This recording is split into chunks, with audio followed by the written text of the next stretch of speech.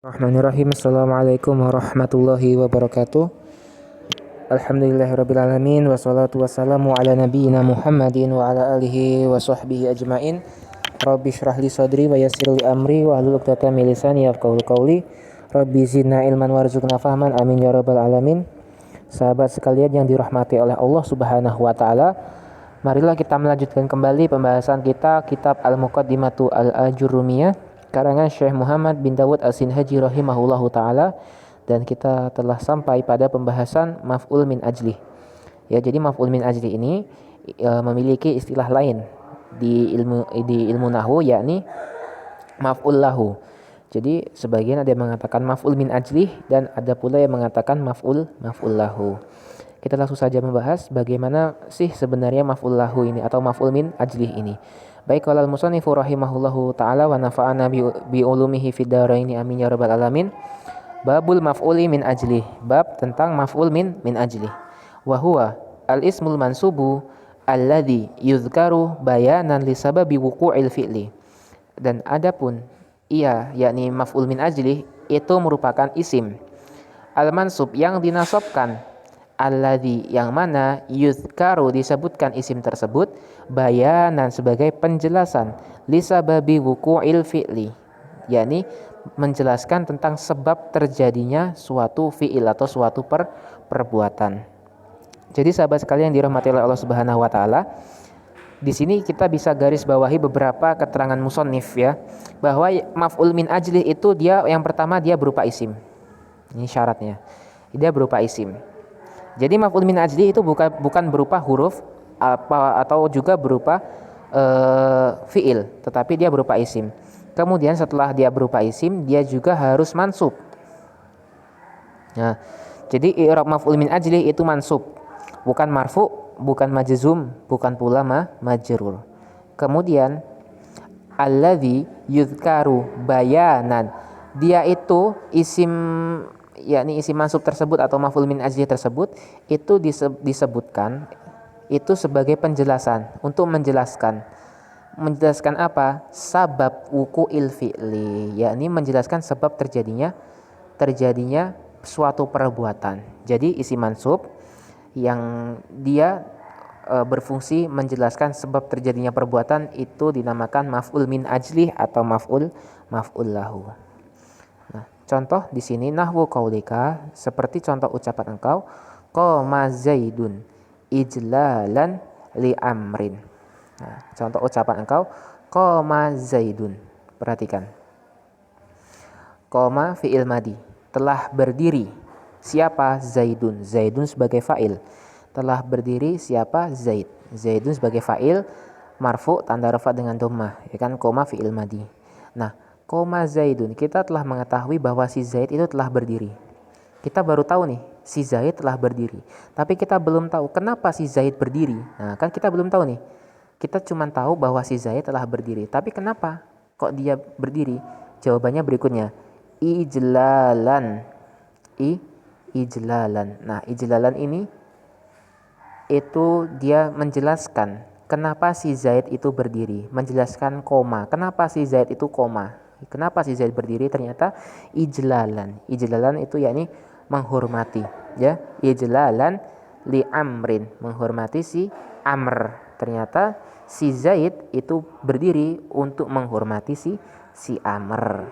Nah, seperti itu maksudnya. Jadi ijlalan itu berfungsi menjelaskan sebab terjadinya koma. Kenapa si Zaid berdiri? Ijlalan. Itu. Ijlalan li amrin. Perhatikan ijlalan mansub. Jadi ijlalan dia mansub karena dia sebagai maf'ul min ajli. Jadi i'rabnya maf'ul min ajli mansubun wa alamatun nasbihi al-fathatu adz-dzahiratu fi akhirih. Seperti itu. Begitu pula di sini.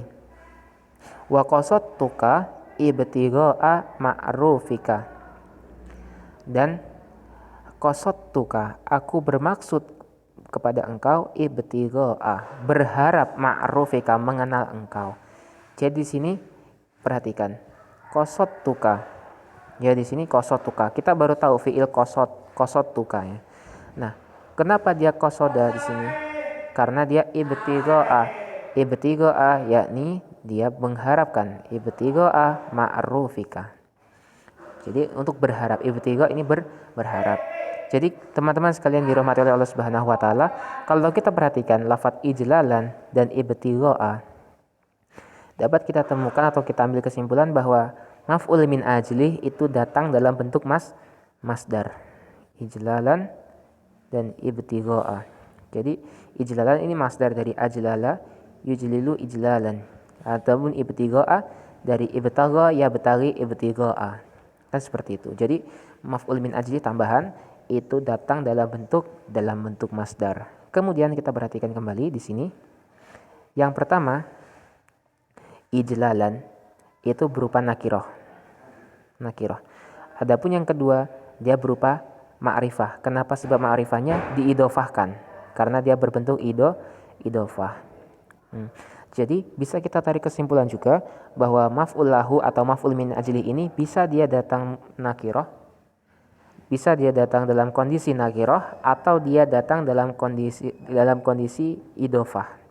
Bisa dia berupa mufrad dalam artian tidak diidofahkan, atau berupa idofah di sini. Ibtigha'a karena dia wahwa mudhaf ma'rufi mudhafun ilaih, wahwa mudhaf ka dhamir mutasil mabni al-fathi fi mahalli jari mudhafun ilaih. Jadi bisa berupa nakirah, bisa juga berupa idofah. Sini. Seperti itu. Dan cara lain untuk mengetahui apakah dia itu termasuk maf'ul min ajli atau maf'ul lahu, yakni dengan cara kita memberikan tambahan atau menakdirkan huruf lam di sini. Jadi qama zaidun ijlalan li amrin, kita takdirkan ini lamnya, kita majukan ke sini. Jadi qama zaidun li ijlali amrin. Cocok enggak? Cocok. Jadi karena kita cocok ketika mengatakan qama zaidun li ijlali amrin, itu maka ini sah untuk kita jadikan sebagai maf'ul min ajli. Jadi sebenarnya maf'ul min ajli itu ada huruf lamnya. Cuman huruf lamnya kan kita buang. Huruf lam itu huruf jar. Harusnya kan li ijlali. Huruf lamnya kita buang, maka isi majrurnya kita jadikan mansub di sini sebagai maf'ul min ajli. Begitu pula yang di sini. Qasattuka ibtigha'a ma'rufika. Kita juga bisa sebenarnya katakan qasattuka libtigha'i ma'rufika. Bisa libtigha'i ma'rufika. Li. Di sini ada lamnya li betigha. Tapi kalau jadi libtigha'i karena majrur dengan huruf jar. Tapi berhubung kita buang huruf jarnya lam, maka tersisa isi majrurnya. Kita nasabkan sebagai maf'ul min ajli atau maf'ul lahu. Ibtigha'a ma'rufika. Seperti itu. Wallahu ta'ala a'lam bissawab. Mudah-mudahan yang sedikit ini bermanfaat dan mudah-mudahan bisa dipahami dan bermanfaat.